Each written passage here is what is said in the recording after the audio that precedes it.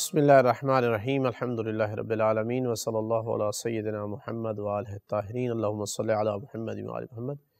توحید کے حوالے سے جو شبہات ذکر کیے جاتے ہیں 3 درس ہم اس پہ دے چکے ہیں۔ چوتھے درس میں جو ہم نے چند ایک شبہات ذکر کرنے ہیں ان میں سے ایک شبہ یہ ہے کہ کہا جاتا ہے کہ انسان کے خلاف یہ ایک بنی بنائی پلاننگ تھی کہ شیطان کو خلق کیا، پھر آدم علیہ السلام کو خلق کیا، پھر سجدے کا کہا تھا کہ یہ سجدہ نہ کرے، پھر آدم علیہ السلام کو جنت میں بھیجا اور درخت سے منع کیا تھا کہ درخت کھائیں اور دنیا میں آئیں، تاکہ پھر شیطان جو ہے اولاد آدم کو بھٹکائے اور یہ جہنم کے مستحق ہو۔ تو یہ ساری بنی بنائی پلاننگ تھی پہلے سے ہی کہ انسان گناہ کرے اور جہنم میں جائے۔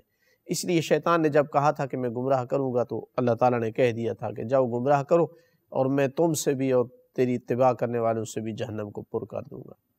تو اس سے تو معلوم ہوتا ہے کہ انسان کو جو ہے وہ جہنم ہی کے لیے بھیجا گیا ہے۔ شیطان کو نہ بھیجا جاتا تاکہ انسان اچھے عمل کرتا جنت میں جاتا۔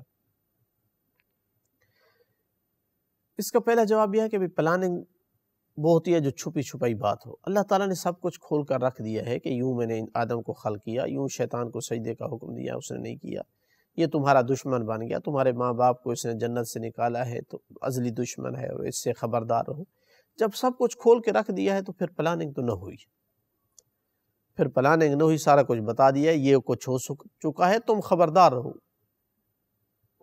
نہ بتایا جاتا کہ کوئی شیطان ہے اور اس نے دھوکہ دیا ہے تمہارے ماں باپ کو اور تمہارا ازلی دشمن ہے، تب تو چلو کوئی پلاننگ تھی یا انسان کو جو ہے وہ عیاذ باللہ دھوکہ ہو سکتا تھا۔ دوسری بات یہ ہے کہ یہ سارا کچھ ہونا تھا، جب دنیا تھی تو شیطان نے ہونا تھا، یہ دنیا نہیں ہو سکتی تھی، وہ جنت ہو جاتی۔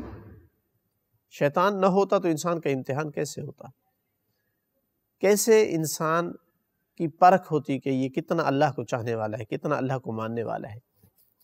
امیر المومنین علیہ السلام فرماتے ہیں اگر اللہ تعالیٰ انبیاء کو بھیجتا سونے اور چاندی کے زیورات وغیرہ اور مال و اسباب سب کچھ دے کر کے بھیجتا تو پوری دنیا ایمان لے آتی کہ انبیاء کے پاس جاؤ تو سب کچھ ملتا ہے، جبکہ اللہ نے غریب خاندانوں میں انبیاء کو بھیجا ہے۔ کھانے کے لیے بھی بعض دفعہ غذا نہیں ہوتی تھی تاکہ آزمائش کرے کہ کوئی اللہ کو حق اور سچ مان کر اس پہ عقیدہ لے آتا ہے، اپنا خالق سمجھتا ہے، اپنا محسن سمجھتا ہے، اس کا شکریہ ادا کرتا ہے۔ اور اس کی وجہ یہ تھی کہ انسان جب تک امتحان سے گزر کر نہ مانے تو یہ کمال نہیں ہے اس کا، وہ جنت کا مستحق نہیں ہو سکتا ہے۔ دوسری بات یہ ہے کہ صرف شیطان کو بھیجا ہے یا ساتھ ہدایت کا بھی بندوبست کیے ہیں، اور کیا کرتا؟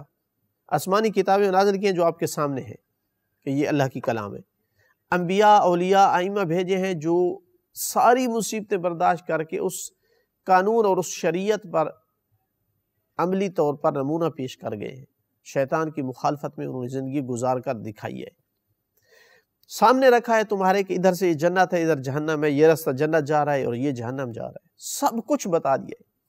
پھر اس سے اوپر کہ اگر تم سے غلطیاں ہو جائیں، کبھی شیطان دھوکہ دے دے، نفس ہمارا تمہیں بھٹکا لے، جب بھی آ جاؤ توبہ کے دروازے کھلے ہیں، تمہارے لیے کھلے ہیں۔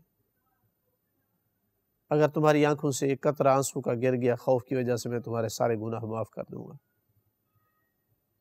تو بھائی پلاننگ ہر طرح کی پھر ہے نا، انسان کو اختیار دیا ہے کہ دیکھیں شیطان پلاننگ کرے گا تمہیں جہنم بھیجنے کی، میں نے ساری پلاننگ کیا ہے تمہارے لیے جنت کی، تو یہ انسان کے اختیار پہ چھوڑا ہے، پھر اس جگہ اعتراض کی تو کوئی گنجائش نہیں بچتی ہے۔ جنت کے لالچ دلائے ہیں، جہنم کے خوف دلوائے ہیں، توبہ کے دروازے کھلے رکھے ہیں، اس کے بعد کیا بات کرنے کی کوئی گنجائش ہے کہ شیطان کو کیوں خلق کیا؟ شیطان کو خلق نہ کرتا تھا کہ تو دنیا میں بھی جنت والی زندگی گزارتا جنت کی طرح اور آخرت میں بھی جنت، یہ کیا ہوا یعنی؟ کہاں امتحان کہاں ہوتا؟ پھر امتحان کہاں ہوتا انسان کا؟ کہاں پتہ چلتا یہ انسان صابر ہے، یہ انسان بہادر ہے، یہ انسان ہمدرد ہے، یہ انسان جذبہ قربانی اور ایثار رکھتا ہے؟ پتہ کیسے چلتا؟ پھر تو منافق، مومن، مخلص، ہمدرد سب ایک جیسے ہو جاتے، فرق ہی نہ ہوتی۔ سونے کو آگ کی بھٹی میں ڈالا جاتا ہے تو پتہ چلتا ہے کہ کھرا کون سا ہے اور کھوٹا کون سا ہے۔ انہی اعتراضات میں سے ایک یہ ہے کہ اگر اللہ تعالیٰ واقعاً ہے اور ہر چیز پر قادر ہے اور رحیم ہے، تو غریبوں کی داد رسی کیوں نہیں کرتا ہے؟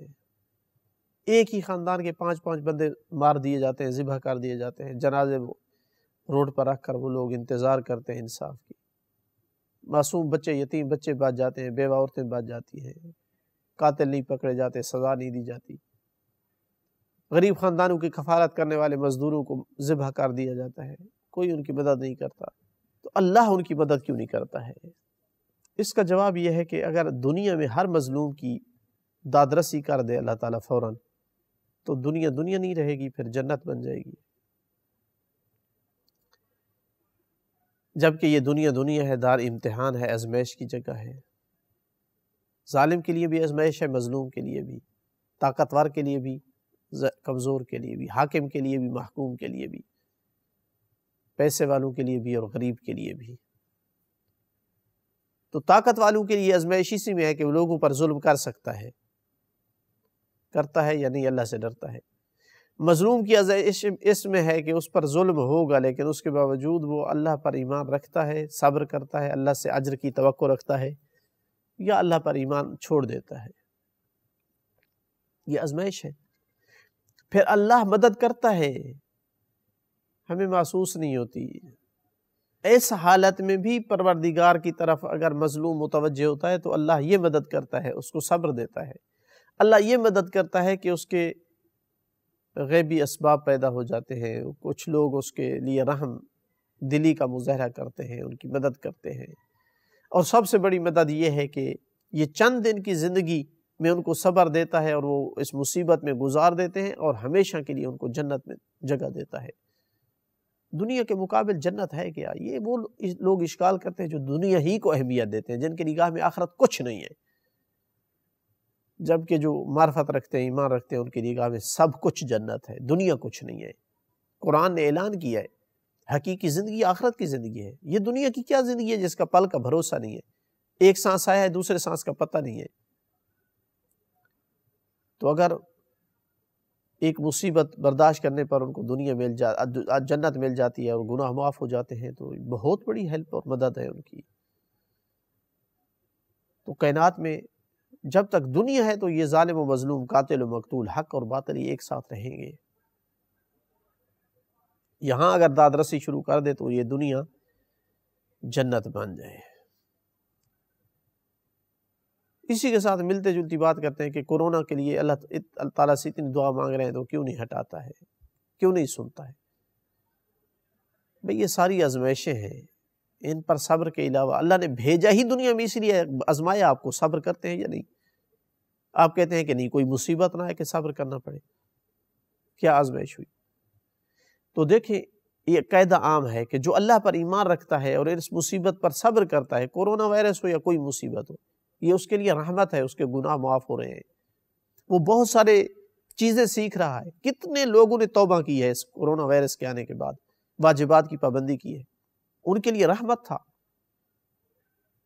اپنے جو ہے رشتہ داروں کو راضی کیا ہے، موت یاد آئی ہے، غفلت سے بیدار ہوئے، تو مومن کے لیے ایسی مصیبت رحمت ہوتی ہے۔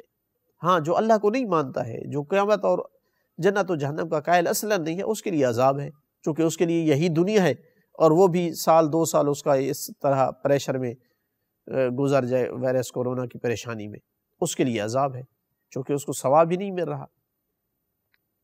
تو اللہ پر ایمان رکھنے والے کو حق نہیں بنتا اس طرح کی بات کرے، چونکہ وہ سمجھتا ہے اس اصل دنیا میں بھیجنے کا فلسفہ یہی ہے کہ تجھے آزمایا جائے، تجھے آزمایا جائے، اور آزمائش کے مختلف طریقے ہیں، ان میں سے ایک یہ ہے۔ تو انسان دنیا کے لیے بھی سوچے، جتنا کر سکتا ہے اس کے لیے کرے جائز طریقے سے، لیکن اہم ترین چیز اس کی نگاہ میں آخرت ہونی چاہیے۔ اگلا اعتراض یہ ہے کہ کہا جاتا ہے کہ اللہ تعالیٰ کے بارے میں کہا جاتا ہے 70 مئو سے زیادہ محبت کرتا ہے، تو سمجھ نہیں آتی 70 مئو سے زیادہ محبت کرنے والا ایک اپنی مخلوق کو کیسے ہمیشہ کے لیے جہنم میں ڈالے گا؟ ماں کے اوپر جتنی اولاد کی زیادتی ہو وہ آخر اولاد کو عذاب میں نہیں دیکھ سکتی، معاف کر دیتی ہے۔ کتنے اولادوں نے ماؤں پر ظلم کیے، ماؤں نے ان کے خلاف کیس کیے، جب کیس کا فیصلہ ہوا اور سزا لگی تو ماں نے معاف کر دیا، تو کیسے 70 ماؤں سے زیادہ پیار کرنے والا اپنی مخلوق کو ہمیشہ کے لیے جہنم میں ڈالے؟ تو اس کا جواب یہ ہے کہ اللہ تعالیٰ کا پیار اور محبت عاطفی نہیں ہے جس کا ماں اور باپ کا ہوتا ہے۔ اللہ تعالیٰ کا محبت اور پیار میرٹ پر ہے۔ ان اکرمکم عند اللہ اتقاکم، زیادہ سے زیادہ جو خوف خدا کے مطابق زندگی گزارے گا، کسی پر زیادتی نہیں کرے گا، کسی کا حق نہیں چھینے گا، اللہ نے جو قوانین بنائے ہیں ان کے مطابق رہے گا، وہ زیادہ اللہ کو عزیز ہے، وہ زیادہ قریب ہے، وہ زیادہ مکرم ہے۔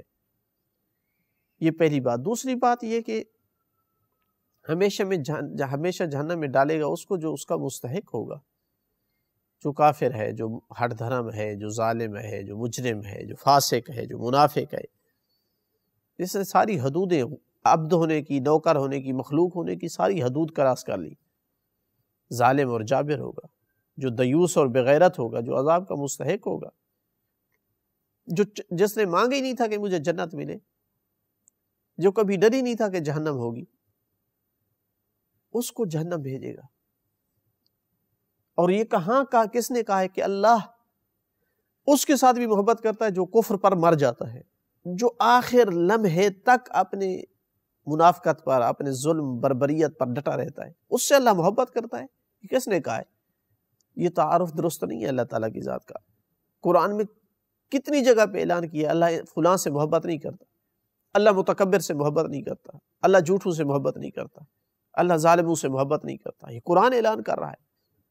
اللہ محبت کرتا ہے اطاعت کرنے والوں سے، اللہ محبت کرتا ہے لوگوں کی خدمت کرنے والوں سے، اللہ محبت کرتا ہے اپنے آپ کو پاکیزہ کرنے والوں سے، حتیٰ کہ اگر گناہگار بھی رہا ہے لیکن توبہ کر لی ہے، تو کوشش کر رہا ہے توبہ کی، گناہوں کی معافی مانگنے کی، اللہ اس سے محبت کرتا ہے۔ پھر لیکن بات اس کی ہو رہی ہے جو ابدی جہنمی ہے، وہ ہے جو آخر لحظے تک ڈٹا رہا ہے،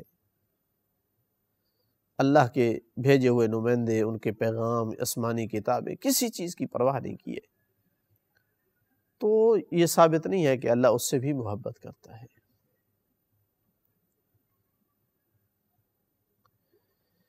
ایک اشکال یہ کیا جاتا ہے کہ اگر واقعاً یہ عقیدہ توحید درست ہے، اللہ پر ایمان اور خالق ہے اس کائنات کا، تو یہ بڑے بڑے سائنسدان اور فلاسفہ ایمان کیوں نہیں لاتے ہیں؟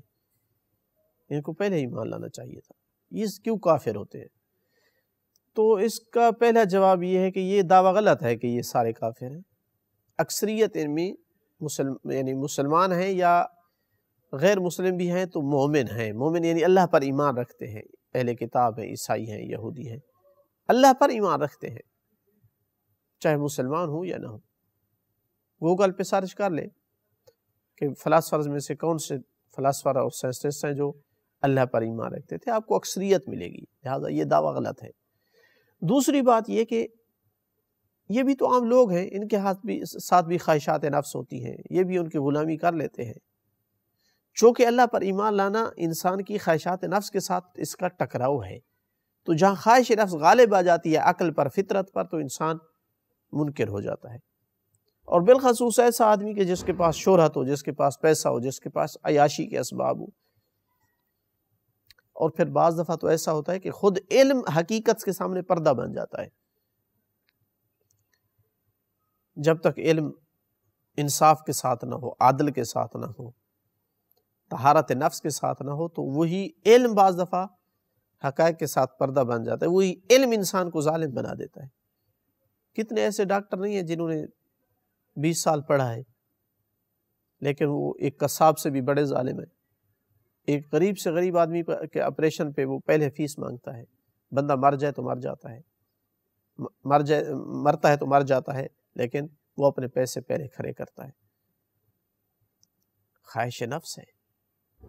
تو لہٰذا ان میں بھی کچھ لوگ ایسے پائے جا سکتے ہیں جن کا علم ہی حقیقت تک پہنچنے سے رکاوٹ ہو، جن کی خواہش نفس ان کے عقل اور فطرت کی آواز پہ غالب ہو۔